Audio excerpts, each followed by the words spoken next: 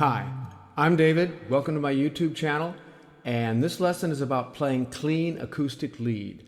Playing notes like you mean it, playing the note accurately, firmly, clearly, and getting the most out of your playing and the most out of your guitar. So here we go. We're going to do some slides and then some demonstrations, and I hope it adds some value to your playing. Thanks a lot.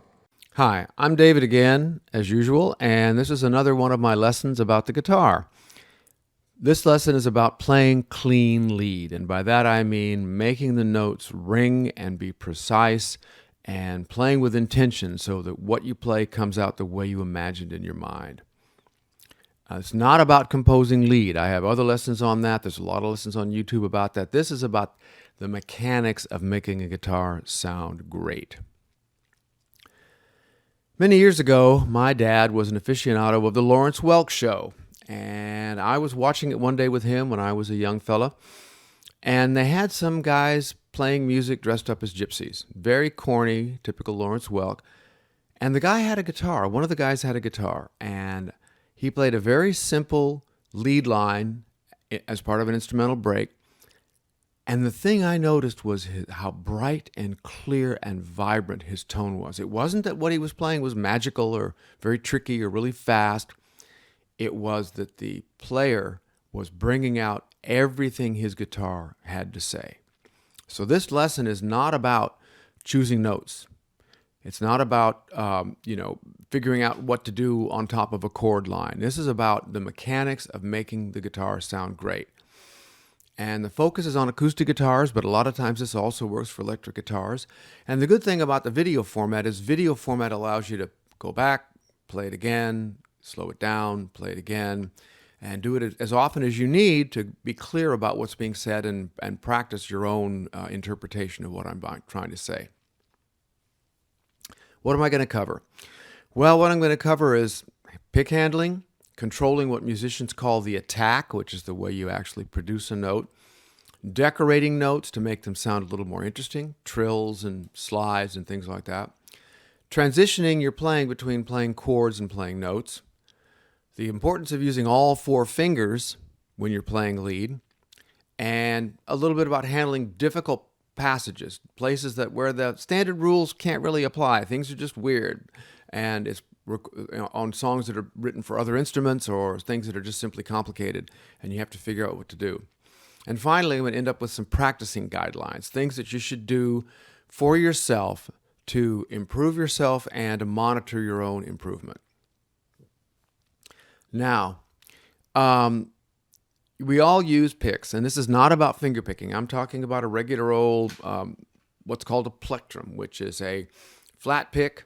And as you know, I use star picks, so they have a hole in the middle of them. And as I've said in other lessons, and the demonstration will emphasize, you should hold that pick at a 45-degree angle to your string. And the reason for that is when you do that, the angle of attack of the pick to the string is the same whether you're going downstroking or upstroking. Another important idea is that the more rigid you make your hand, the slower it's going to move, because if you make that hand and wrist bone set hard, when you move, you have to move the entire forearm. What you want to do is emphasize the fact that your wrist bones can rotate. The radius and the ulna can swing quite a ways, and you can do a lot of work with just this without making a big movement of your elbow. And if you've watched my other videos about playing the guitar, you know that I'm a big fan of cross-picking, and by that I mean when you're playing, whether you're chording or whether you're playing lead, every movement is up and down and up and down, and all the scales that you learn have to be able to be played up and down, and you should be able to start any melody line on the downstroke or upstroke and play the entire thing up, down, up, down, up, down, or down, up, down, up, down, up, without making any serious errors. And if you can't do that, you need to practice it a little more. And believe me, it's hard at first, but if you work on it, you'll find that it no longer matters. It's like asking yourself, which foot do I start walking with when someone says, come here? You just do it. And that's how it will be with the guitar and your pick if you work on simply starting the same phrases, both the upstroke and the downstroke.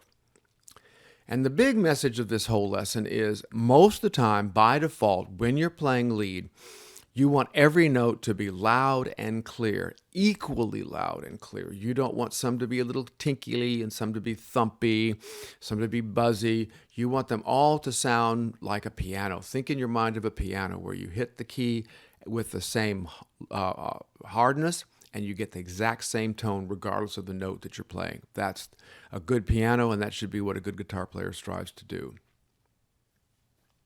Now, what is attack?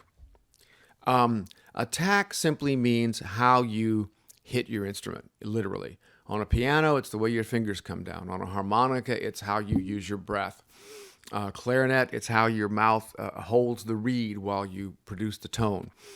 And on the guitar, because a guitar is a percussion instrument, the attack is controlled by the firmness of the pluck.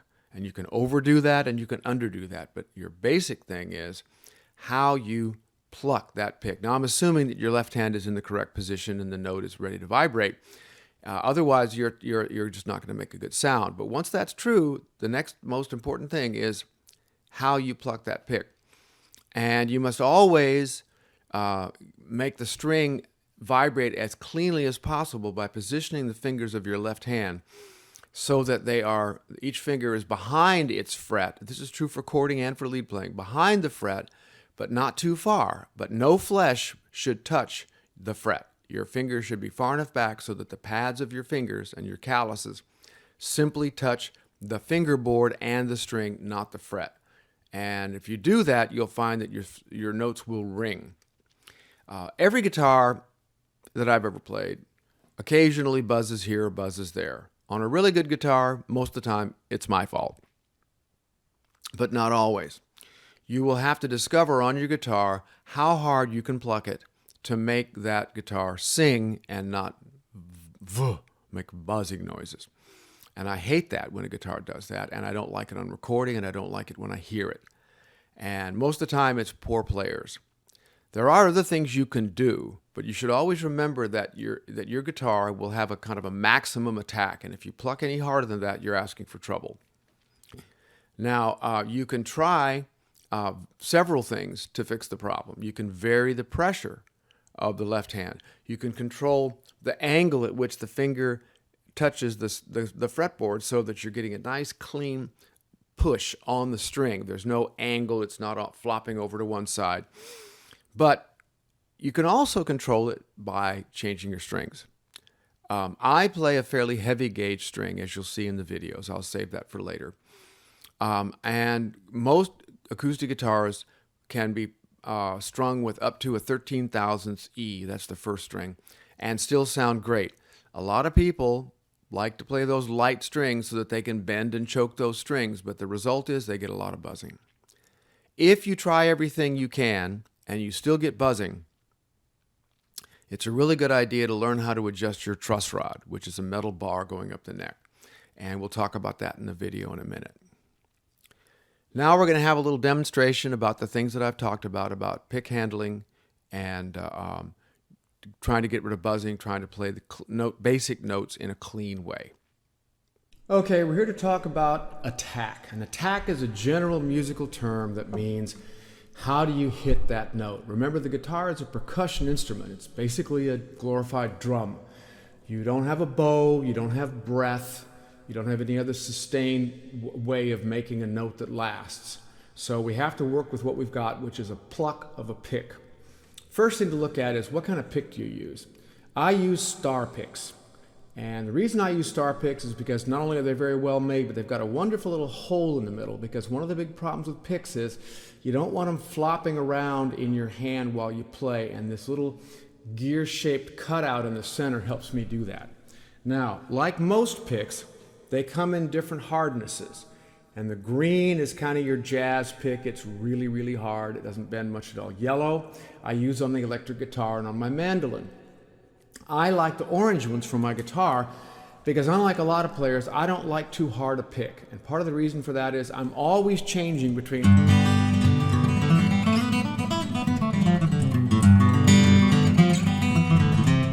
chords and lead. And these work really well for chording because they're a little soft and you can flop your hand around a little bit. But when you want to play that lead, choke that pick a little bit and go after it, and it's got enough firmness for that. As I've said in my slides, the main thing to do is you're trying to get the ability to move up and down on a note. And you want that up note, down note.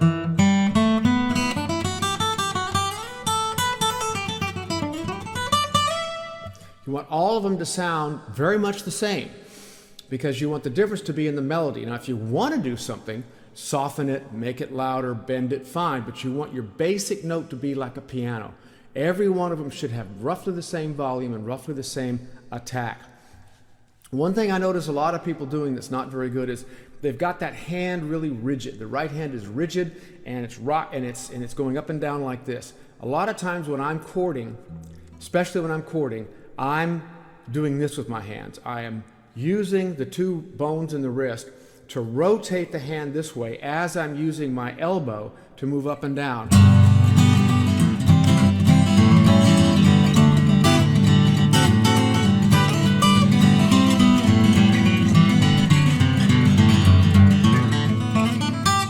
And by doing that, I get to be able to play lead and rhythm without changing much. What you don't want is to have a big transition between a few notes and some chords. You don't want to have to change your left hand or your right hand any more than you have to. Loudness and clarity. Clarity really means that you're doing what I call playing with intent. You're playing each note such that it really stands out. It's the note you want, it's the note you believe in, and by God, here it is. One of the most important parts of that is controlling where your left hand is vis-a-vis the fret. If I have it, here's G sharp. If I have my hand too far back, I'm hitting the wrong note. If I have it just over the prior fret, I'm getting buzzing. If I have it on top of the fret, I get deadness. What you want is right behind the fret with no flesh of your finger touching the fret that you're playing. You want to let that string rest on that fret without any flesh in the middle. Now your attack is really just how hard you pick. Now on a lot of guitars, including mine, if I hit the string too hard, I get that buzzing. But if I push a little harder, buzzing goes away. Okay, now another thing is string gauge. Everybody likes different things. Most guitar players, I find, are too enamored of choking or bending strings, and so they want nice, loose, easy to play electric style strings. My view is it's very hard on most guitars to get a really clean a really clean acoustic lead using light strings. What I'm playing is a combination of 12s and 13s, and by that I mean that the top E string, the high E, string 1, is the measurement you normally use, and that's 13 thousandths of an inch. And I combine the unwound strings from a set of 13s, so I get a nice, firm, full tone from those strings, with the wound strings from a set of 12s. Yeah, I know, I'm paying twice for the string, and I could use all 12s, but my unwound strings would sound a little feeble, or I could use all 13s and I would be having to put more pressure on my lower strings. So I've found that I'm kind of doing 12 and a half. Okay, I've got these two from a 13 and these two from a 12. Finally, if you find that you play a note and you get buzzing, and no matter what you do, how you put your finger, how you pluck it, how you push it, it still buzzes, probably means that either you have a poor guitar, or more than likely, you need to adjust your truss rod. Now, a truss rod is a metal shaft, a rod that goes all the way up your neck. Some guitars, you can access your truss rod from up here, which I can on this guitar. Most acoustic guitars, you can. But another way is you can adjust it from inside the body. Those adjustments do a little bit different things, and to adjust them, you need basically an Allen wrench, or an Allen key, as the English call it. And you simply twist it. Now remember, less is more. You do as little as possible. There's other videos on YouTube that will tell you how to do a truss rod adjustment. But I find that every once in a blue moon, I got to pull out my strangely U-shaped truss rod guy, stick it into a guitar. The truss rod adjustment inside here is usually right up against the detachment point for the neck to the body, and I can tweak it just a little, and I can raise or lower the action to keep that nice low action, but without buzzing. Now we're on to the second part of the talk. We're going to talk about decorating notes. By decorating, I mean playing something other than what's literally written on the page. Now, sometimes some of these things are written on the page, depending on how complex the music is. But a lot of times, these are things that guitar players do to get over the fact that a guitar has a basic limitation. On a guitar, once you pluck the note, it immediately begins to die. Now, if you're a violin player, you can keep bowing. If you're a horn player, you can keep blowing. But on the guitar, you don't have a lot of choices. This is why electric guitar players love to overdo their fuzz, their overdrive, because it creates a level of sustain. If you play really cleanly, you'll get as much sustain as your guitar can produce, but sometimes that's not enough. So now we're talking about things you can do to make the note sound more interesting and make it sound like a vocalist would do or a saxophonist would do. First thing is, of course, clean playing maximizes your note's ring, that is to say, how it sounds. But you can also limit the ring by lifting your left hand, and that's a key thing to do to cut off the note early to create a phrase. In simple playing, you're playing the notes as written, which means you allot their time as they're written. A quarter note, eighth note, half note, whatever. You're giving it exactly that time. The next note plays as soon after the previous note as you can manage. Legato playing is where you really tie the notes together. That is to say, you try to actually make it sound like they almost overlap a little bit. There's no time between the notes whatsoever. Staccato playing is tick, tick, tick, tick. That's where you play a very short, but not super short version of the note. And then you can slide into notes and slide away from notes. You can slide down into a note. You can slide up into a note. It's important where you start sliding. That's one of the things we're going to talk about in a minute. You can use left and right hand muffling. Left hand muffling is to lift that finger on the left hand and you'll hear it immediately stop vibrating and make a thumpy sound. You can use the flesh of the palm of your right hand to change the way it resonates and make it sound more rounded and more even. That's particularly true when you're strumming chords. You can use vibrato, which you'll see me do a lot, where you take your finger and you basically roll it back and forth and the string goes wah, wah, wah, wah, wah, wah. And you can also change the tone of your guitar by using your right hand and controlling where you are over the sound hole. If you're right over the sound hole, you get that really nice, clean acoustic guitar sound. If you move it back towards the bridge, it starts getting twangier and thumpier as you move back there. You can imitate grace notes. Now, why are we doing all these things? Well, the main reason is to create an interesting line, to take a piece of clean music that you have decided to play, take the line or improvisation you want to do, and make it sound interesting. That's really what it's all about, and these are various ways of doing it. Now I'm going to use Over the Rainbow as a simple demonstration. Okay, well, as promised, I'm going to do a little bit of Over the Rainbow. I'm going to play it very straight in E flat, and then I'm going to talk about what I'm doing at each section. So I'm going to play the little section and then talk about a little section.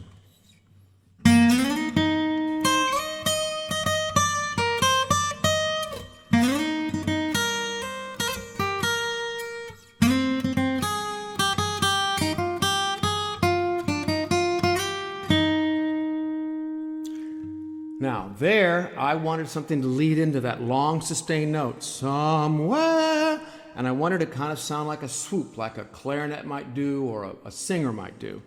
And yet to do that, if I want to slide in, I've got to pick a note that's melodic in the key of E flat, so I chose a B flat. And I wanted to leave this ringing while I went to the next note, which is an E flat, so I slid up from the C. So what that does, see how they're playing at the same time? And there's the vibrato, okay? And then I slide again from B flat. Slide again to the C.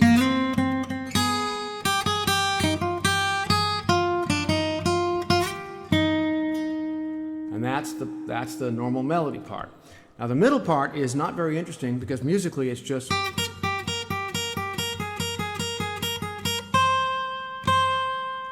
so what I do is I slide again, but I add staccato.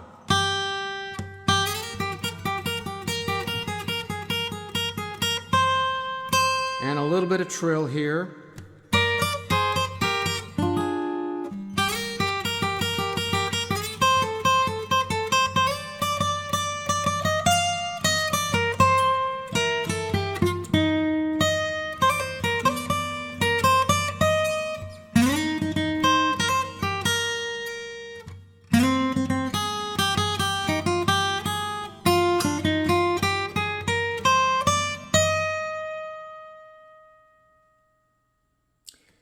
And notice how my hand is here. I'm blocking any vibration from any string other than the one I'm playing, because none of these other strings works. So that's a little example of how I'm putting together slides, hammering, staccato playing, which is when I'm lifting my left hand finger, and how I'm trying to draw out the note to make the guitar as sustainful and as interesting as I can. Thanks. Now we're going to talk a little bit about the problem in acoustic guitar playing, and it's true in electric as well, which is that you need to play chords sometimes, you need to play notes sometimes.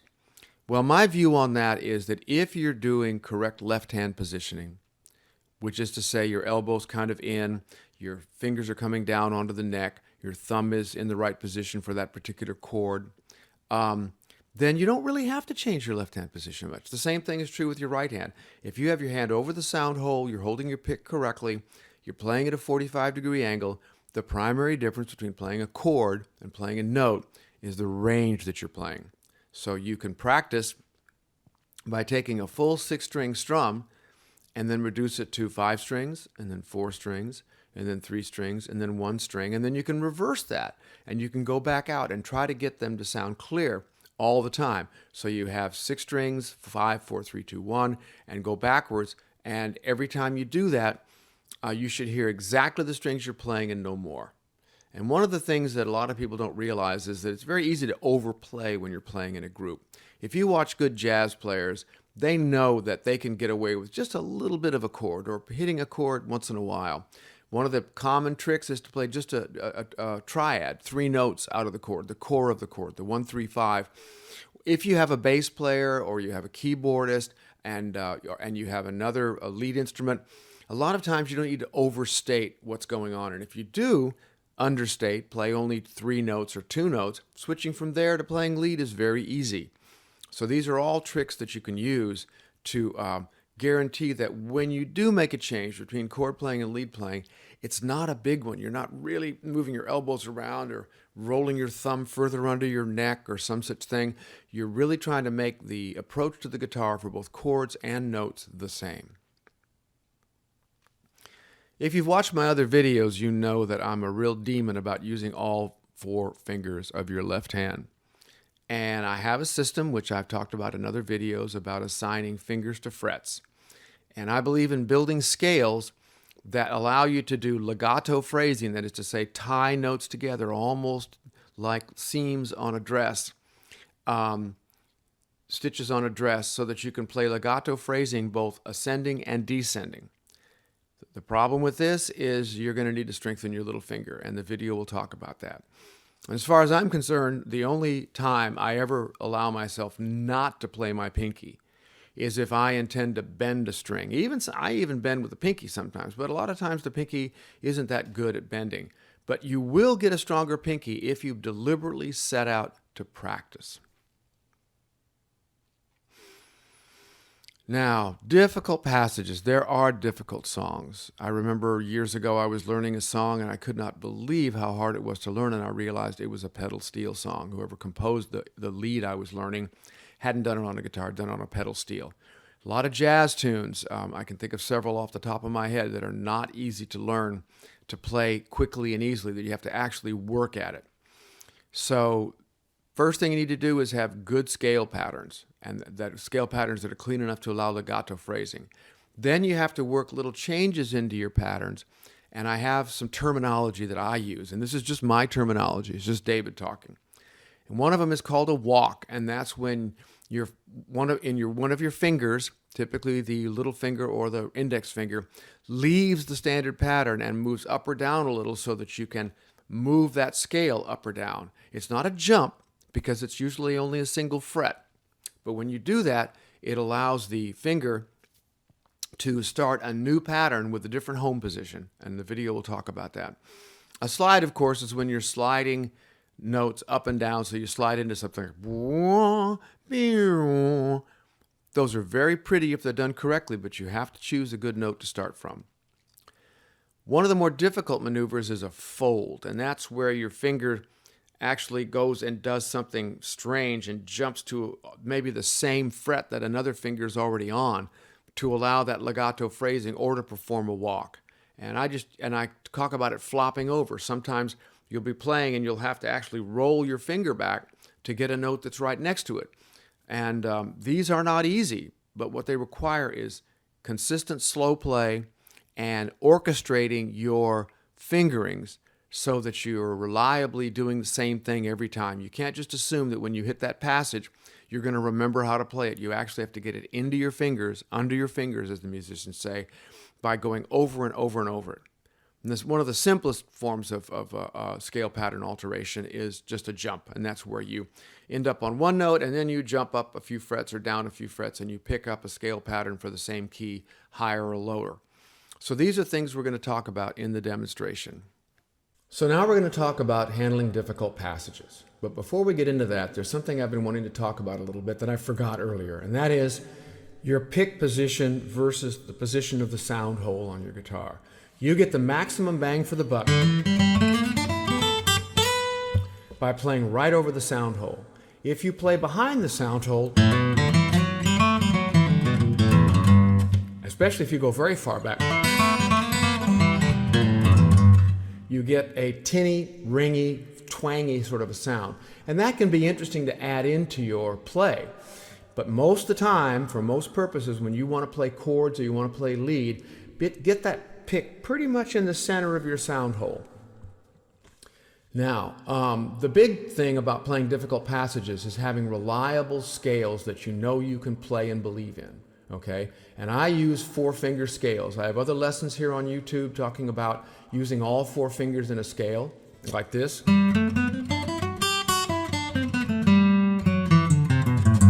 There I'm playing a 2-octave G scale, and every time the principle is the same.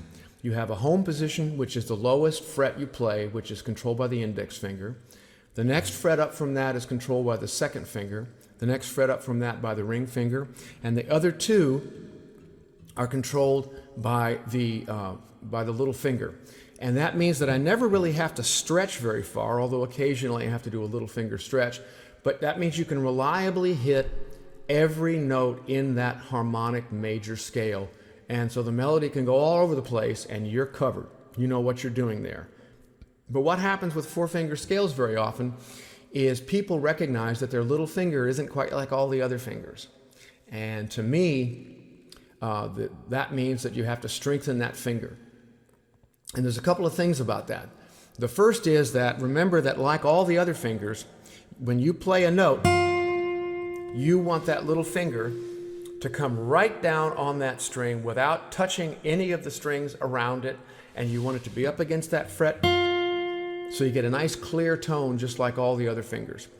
Now to do that, I find that it's best to bring the elbow in a little bit and make sure that you have a complete curve here. You're not letting the front joint of your little finger bend backwards, and you're not letting the middle joint flatten. Those create unreliable situations because you're not really under muscular control. And so the way to do that, again, is to make a curl in that finger, a continuous nice curve. Every joint is flexed, and this muscle right here on the outside of your palm is the one that controls that. Now I'm going to play a little bit of a difficult phrase from a song I did, a tune I did here on YouTube called Flor de Mayo. It's a gypsy jazz tune. And in it, it has a line like this, and I'll play it slowly.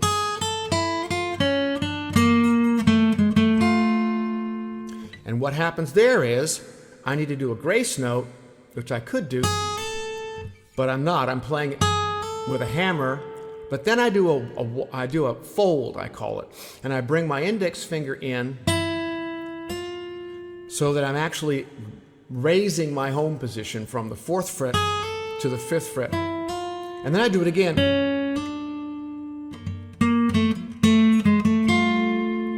So again, when I do that, that's not easy. And to do it fast and to do it reliably means very simply you have to just practice and practice. You have to decide clearly what you want to do. You don't want to be inventing those things along the way. Now, if you're doing lead work, if you're doing improvisational stuff, you sort of have to rely on the things you do instinctively, the things you've done repetitively for many years. But if you're going to play a complicated melody or you want to add some interesting stuff, you're going to have to use scale walks, which we've talked about, and slides and folds and jumps. Jumps are where you simply change the position.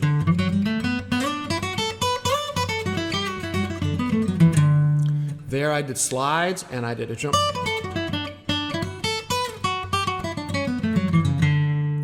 I'm moving up and down by picking them. This position, which is the 2nd fret, and then up here the 7th fret is my home position, and then I'm relying on that D there, a D chord there. I'm playing the scale using this D scale that's built on the G from the caged model. Along the way, you're going to find that you want to do other things like hammering. That's hammering. Here, and then you do pull-offs and push-offs. Here's a pull-off.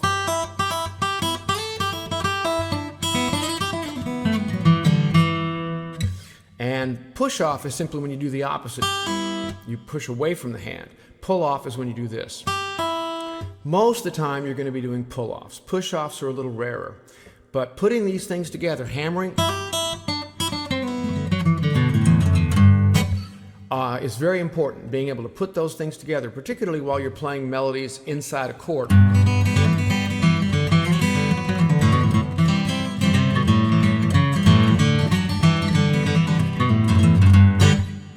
To do that kind of stuff, you need to rely on hammering and sliding and pull-offs, because you're really just wanting to keep that right hand moving in a steady motion, but limiting the range of the strings you're playing. And the result is that your playing will sound varied, it'll sound a little bit complicated, it'll sound interesting, and you'll be able to do different things in different parts of the song so that you're never really playing the same exact thing twice, which I think is real value when you're trying to create interesting melodies in a song. We're about to finish here, and I want to go over some ideas that I have used for many years to improve my own playing. First and foremost, play slowly. I'm going to repeat that again. Play slowly.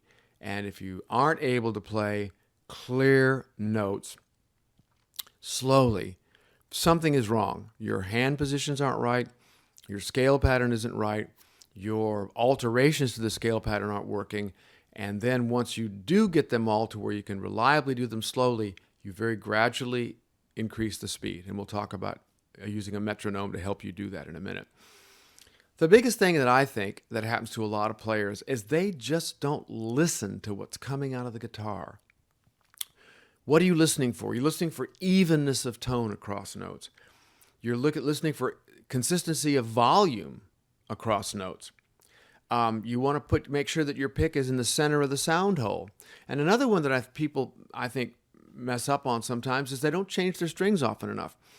If you've ever changed your strings, and I hope most of you certainly have, changing strings brings out the brightness and richness of the guitar's tone.